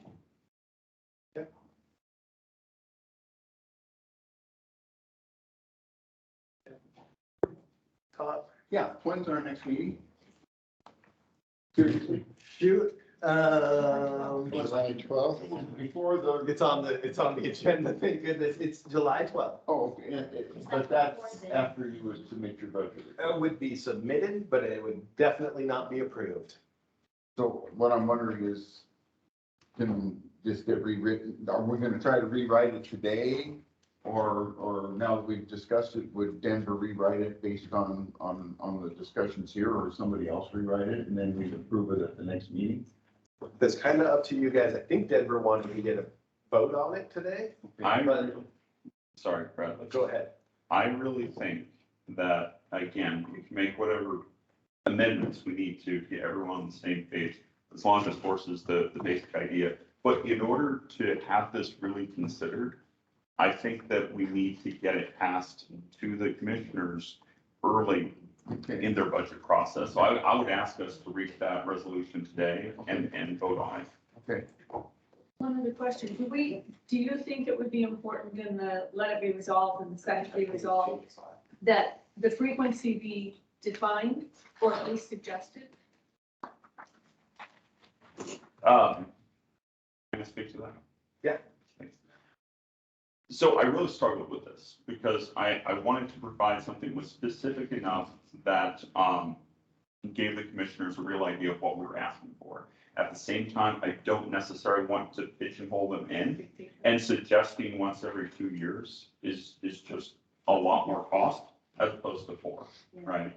If they decide that they are comfortable funding a poll once every 4 years, that's a lot better than the haphazard way that we're going about it now. So I wanted to provide some flexibility and give them the basic idea without being too specific. If you were passing and putting any language about the time frame in there, one thing I would encourage is at least once in a 4-year period. Because right now, we're gonna do this survey off of a midterm. And it would be really nice to get onto a general cycle if we're looking at only every 4 years, because then it gets us a little bit better data because we're polling based off general cycles. Noting 2015 was a little bit different. That was specifically designed around polling place consolidation. It gave us some great data, but then right after the 2020, after a federal presidential cycle, it is a different set of data that you will get from voters in a federal presidential than a midterm. And so I like the idea, and I think we need the information for redistricting next year. But I think if we can give that flexibility to be able to pick whether or not it's done on a midterm or a general, because guess what? 2033, we'll be redistricting again. And it would be really helpful to be able to switch it back. And also noting that whatever we put in this resolution is not necessarily impacting their decision and locking them into that. It's just supporting documentation for the budgetary request. I'm gonna offer informational comments. Bradley can come and talk to my research methods class anytime. You got that comparing apples and oranges right on. So we talked about this remember, last year, I think, or maybe, I don't know, what is time. We can't make comparisons really, we can, but you can't draw corollary conclusions between like a midterm and a general. And so we want to have the implementation as similar as possible, understanding it's a different point in time. So just a comment about comparing across a time span that we need to ensure we're sort of keeping. If we want to compare generals, that's one thing, but if we want to do this for the midterm, it's another thing. And, you know, from our push in elections, the reason to do this is to feel out where voters are at and their trust and to gain information that we need for next cycle to help with this redistricting. Those two main areas are my big push. There's a lot of other data we get out of this. So And the redistricting survey would be of more use to elections than the federal general presidential? well, for this upcoming cycle, I think that that's critical because it's been 10 years since we've redistricted and Missoula has changed dramatically. And so this gives us this opportunity to revisit similar questions from 2015, like, are you comfortable with the level of service provided at the polling places? Do we need more polling places? Do we need fewer polling places so that when we turn around and we're asked, because we want to be very responsible users of taxpayer dollars, a $40,000 survey could help us establish fewer polling places for 10 years based off of what voters have requested, which could save us hundreds of thousands of dollars over a 10-year cycle. All this being said, we're just collecting info. We're not, no decisions are made off of this survey, it's just info. But that, to But it me, still would be more useful to have it with the district. for this redistricting, then I have something to go into stating that we've reached out to voters to try and help figure out where we're at. And we can guide a series of these questions to be around polling places, the level of service, and what voters want to see in the future. That way we're being responsive. That way we're getting information. I mean, the last time in 2015, they said 5 miles. That's one for the city of Missoula. That's why we don't make decisions based off of survey information, because if we did one for the city of Missoula, I'd never hear the end of it. But it helps guide us as to what voters are looking for. And so to me, this year's survey is critical. Confidence levels in a question around the nation where people may have questions about elections, and then data to make informed decisions for the next cycle. Noting that we're utilizing this now in making decisions for voters this year. Okay, we've really kind of gone around on this. I want to do one last round, try and nail them down so that we can go and do a walkthrough and then possibly a slate and vote. I'm going to just pop through. I'm going to start with Travis because I feel like I miss you all the time. Travis, any additional changes other than the one that's written up there, which we can try and make sure we get fully included? Not that I can think of right now. Fantastic. Denver. None. Skipping. I'm going to just include you on You're gonna, yeah. thank you very much. As I'm like, I'm really close to it. Yep.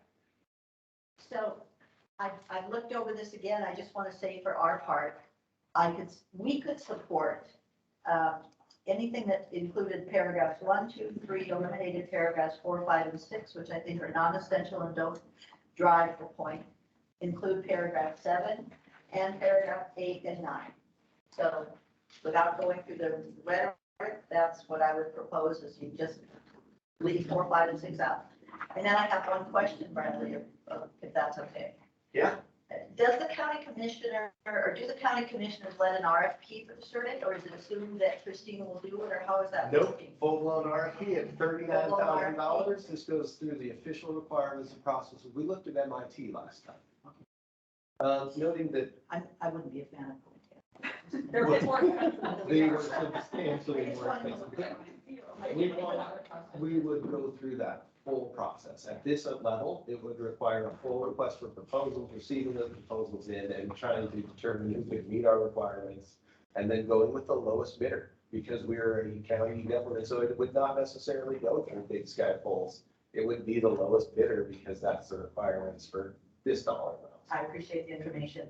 And then I will close by saying, I don't think that, because polling should be nonpartisan. You try to drive questions that are written so that the answer is not in the questions. You try to be as objective as possible when you poll. I think you should be as objective as you possibly can when you write the letter to the commissioners as well, which is why I'm suggesting you eliminate paragraphs 4, 5, and 6, because they're very subjective and I don't think they drive the point of the survey. I think the point of the survey is driven by the other paragraphs. You're clearly making the case that you want to survey because you've done it before. And I don't think you need to drive it with a very subjective argument. Thank you for listening to me. Go ahead, Edward. Vontae, if I can just ask you to clarify, when you refer to paragraph 6, are you referring to the original draft or are you referring to the amended draft? Because that does I make a got the one difference. with the blue on it. There you go. Okay. So All right. paragraphs 4, 5, and 6 on the one with the blue. Okay. Thank you for clarifying that. And for the record, if this gets everyone on the same page, I would be fine with accepting that. And officially, Ryan, I'd better ask you as the Republican Yes. Party representative, if that's. Absolutely. Strike 4, 5, and 6, and we got a deal. Sure, no problem. Amber, did you? What? have- Or specific as we kind of run through. Travis, did you have something you were jumping in? Sorry. What specific paragraphs are being deleted? On the 4, one- 5, and 6. Yep. So whereas recent allegations, whereas there have been similar accusations, whereas the process of and access to. So that leaves us 1, 2, 3, and then the very last 4th. And there's one and 2 of the basket. And then 2 on the back, yes, so 5 and 6. I would vote not to eliminate those. Okay. We'll kind of come together at the end on that. I would want to add that the information about the dates and times and then the confidence level would be a part of my request. So those are the 2 parts that I would make sure were a part of my request, is that the last time we ran this was January, December of 2020. And that this was the confidence level that they had expressed, and we want to get more information because that will be a part of what we put forward either way. I don't know if that changes anything, Travis or anybody else. We've been working on this request basically since about April of last year. I just said that out loud, it feels so long. So I say that you're gonna give them that information, whether it's in the resolution or not. Is that what you're saying? The date that we Yeah. ran the survey, the confidence matrix would be a part of my portion of that request. I So just emailed that to the links to the town website you're awesome. with reports on it. Okay, Travis, we'll kind of jump back in on that and see where we end up with. I want to catch everybody else unless there's other changes. So Amber, did you have anything else? Looking at potentially 4, 5, and 6, noting that.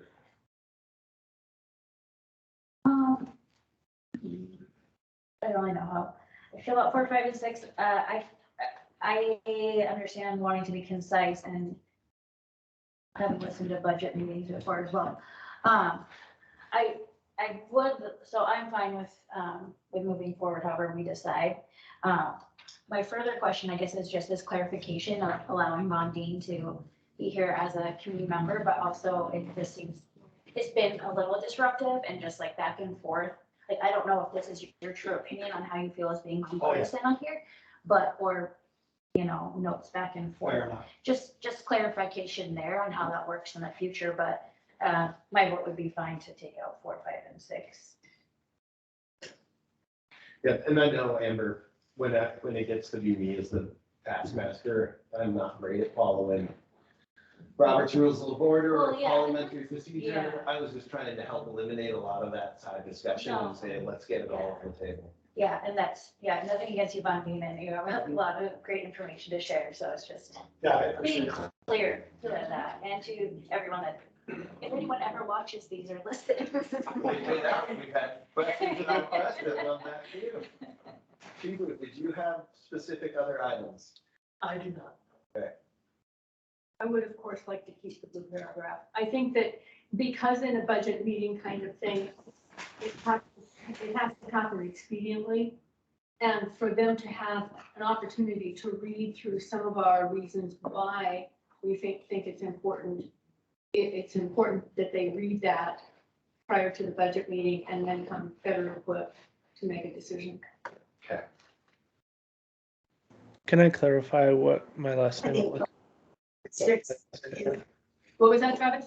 I was wondering if I could clarify why I don't think those paragraphs should be stricken.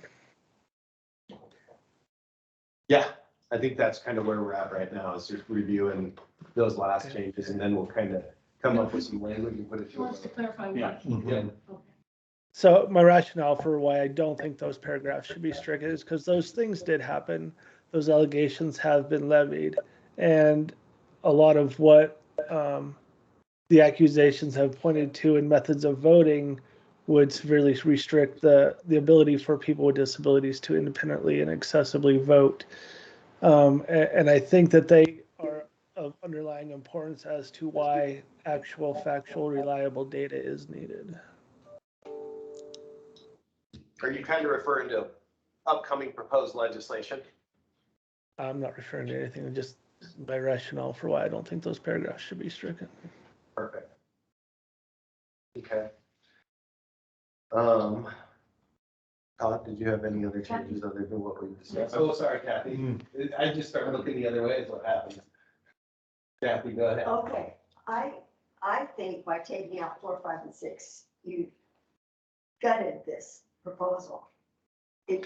That's the rationale for why we're asking for the survey in the first place. So I would agree with keeping the blue one. I keep them all. Okay. And I don't really have a vote, do I? I think we're missing them at large, aren't we? Probably No. not. We are not, Okay, But, and I think what we'll do is we'll Good hear idea. everybody's viewpoints. exactly. We'll present something, we'll take a vote, and we'll move forward with where we're at and what we voted on and agreed upon. We're the elections office. We'll count those votes. It'll be accurate. And we'll go forward with as the voters have decided. Todd, go ahead. Yeah, I think you need to justify why new information. I'd be fine with removing 4 and 5. I don't think, with all due respect, Fundine, that there's anything subjective about the rewritten paragraph 6. There were events in January 6th. There was a COVID pandemic. I think we can all agree that that's an objective fact. And they have, in fact, resulted in greater awareness of the voting process. So there's nothing subjective whatsoever in that paragraph, and I think it gives us a foundation for requesting $30,000. So I'd be happy to take out 4 and 5, because I think number 6 pretty much encapsulates our concerns. Okay, so what I'd like to do at this point in time, if it's okay, to be mindful of everybody's time here, is that what I have heard, if you love me running meetings, is we wanted to add factual to paragraph 3. There was a discussion to both keep paragraphs. We're all working off the blue with the additional paragraph. There's been a proposal to both strike all 4, 5, and 6. There's been a proposal to keep 4, 5, and 6, and there's been a proposal to strike 4 and 5. And then we did have a little bit of information that we wanted to discuss about at the very end, if we wanted to assign a timeline. And if we wanted to clarify, because on a regular basis in perpetuity, and include this in the base budget. If this is included in the base budget, this would be every single year. So if that's a portion of this, this would not be a 4-year. We would need to update. The base budget and the continuing budget means that we have that funding in perpetuity every single year, exactly as written there.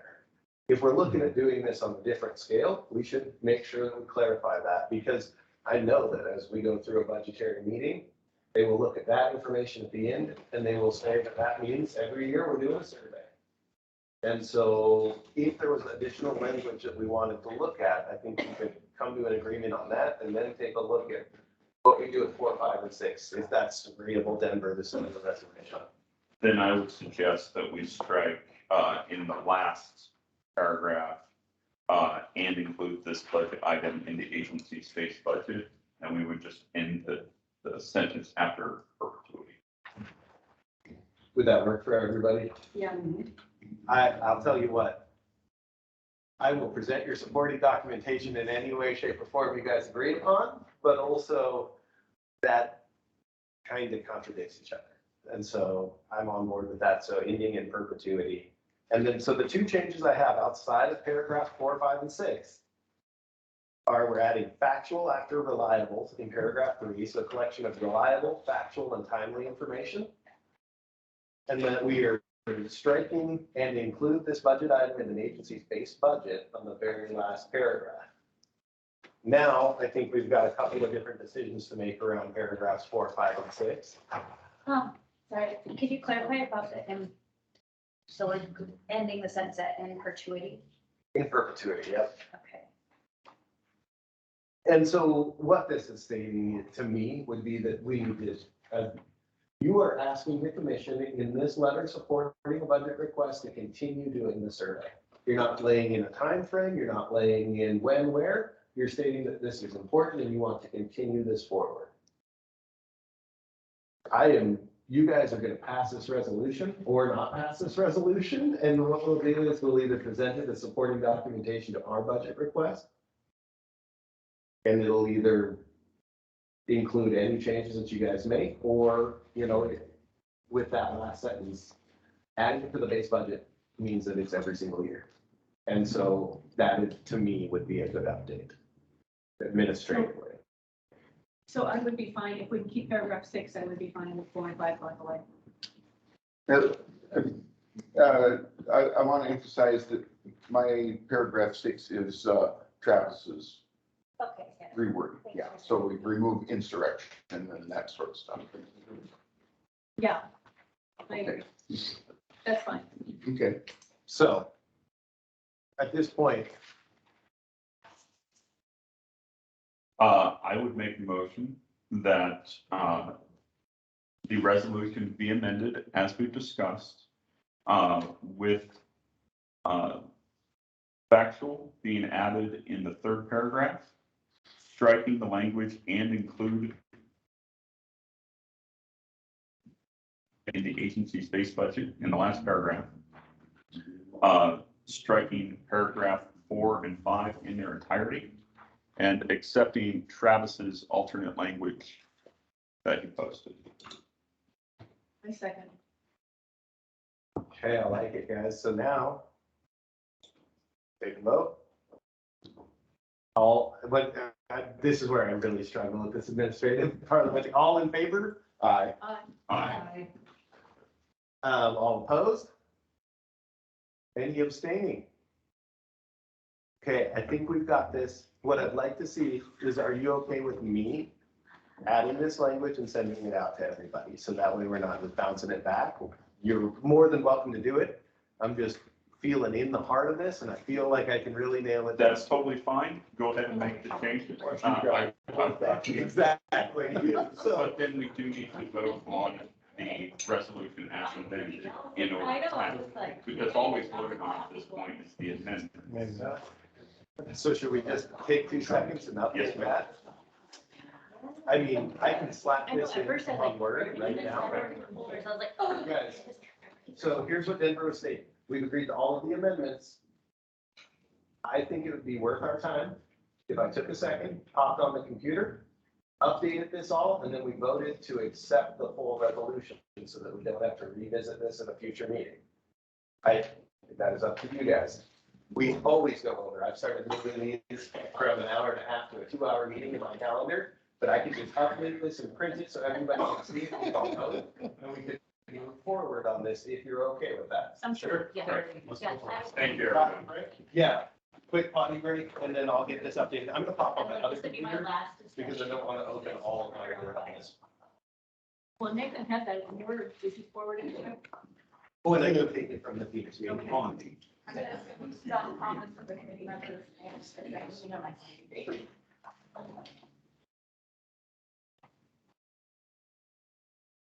This is the, from the 2020 poll that proceeds with the in its entirety. I turned out to, we should. It happens anywhere when you go. No, I think just because they're, so often somebody like laughs. Well, I can't stand proper. struggle with it. I feel like it can be an easy conversation. Yeah. But then it's work. Oh, really? You know, the easy thing is like stuff, what the commissioners say, Great. Yeah. uh, Well, I get it for. in integrity I and worked whatnot. for the. That's what we do. Oh, So my point was, of the organization. Well, I feel like I should have probably known that. I'm sorry. I mailed Being it. that message. I got her today.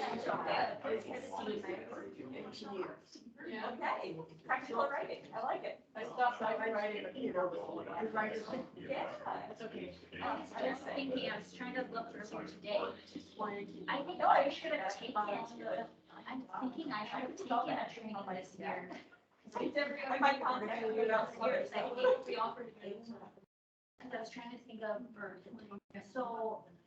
I became a budget judge last time I did it. So when was that How long ago did you expired? get back to you? It did expire this month. Okay. That's what I was thinking, I was like, I didn't even think about it, I was like, oh, I. Consulting, UMS training, this faculty. Working with getting to a college. Time has been weird. Well, I, maybe, we could go through one more. But I doubt it. Yeah, obviously, I've been retired. Good for you. They all. It's like just yesterday. Come on. It looks like just yesterday.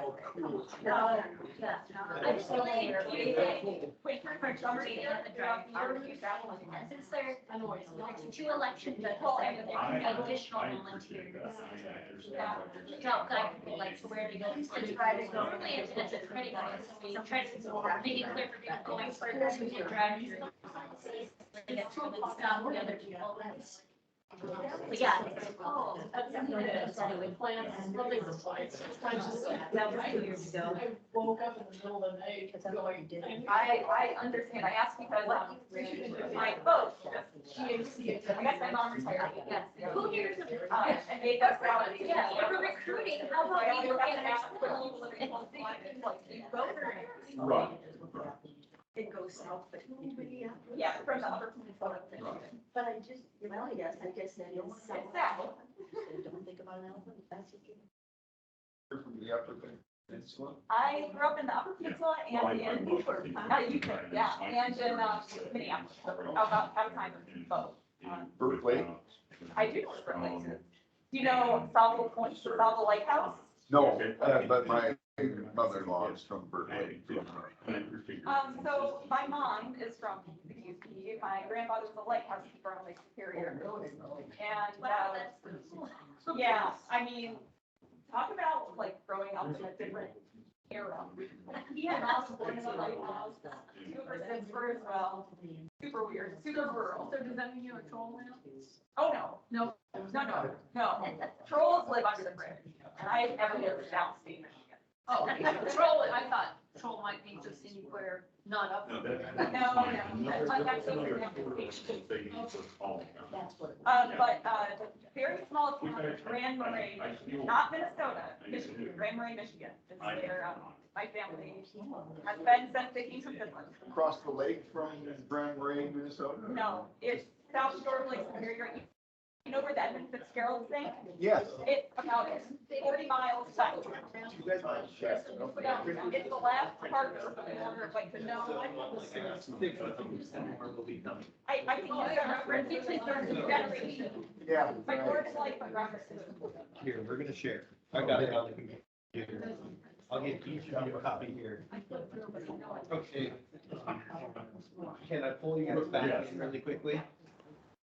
Yeah. Okay, if you can hear me, clap once. If you can hear me, clap twice. Fantastic. All right, guys, I gave everybody a copy. A couple of us are sharing because my printer is extremely slow.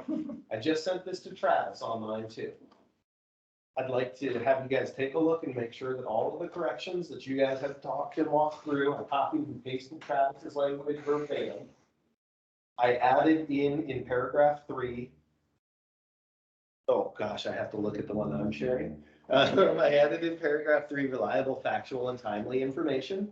And I struck the last sentence at in perpetuity. for the last one and included in Travis's adjustment on what was the blue paragraph 6. Everybody, if we could take a look at these, I'd love to get an official vote and wrap this one up so that it doesn't continue forward to potentially an online meeting or a July meeting. I also love knocking something in. Travis, did you get that email?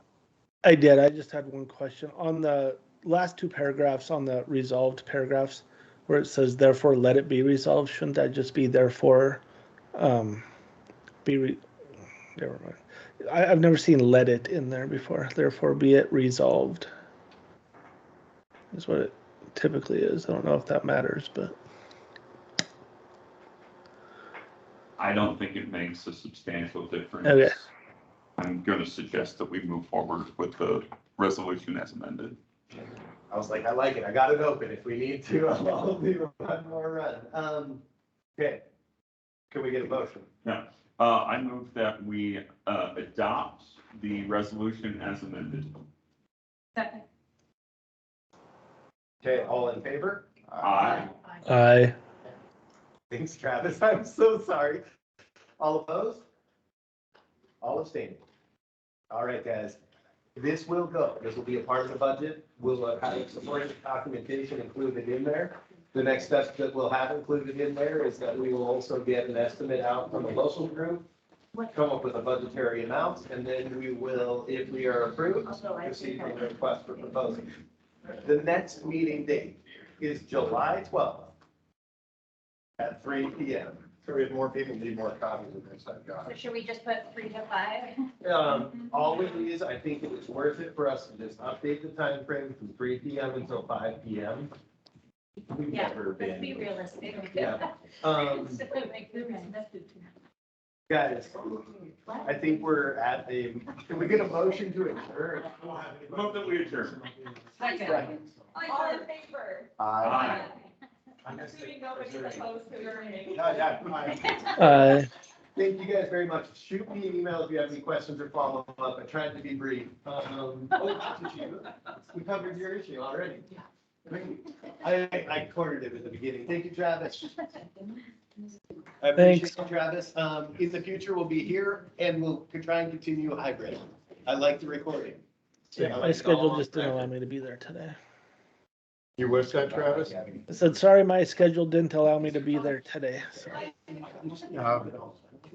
Well, we'll still try to offer this as an option because we can capture the meeting through the Teams and everything, recording. Cool. All right. Thanks, Travis. Bye. See you, man. It's the answer. That would be regardless.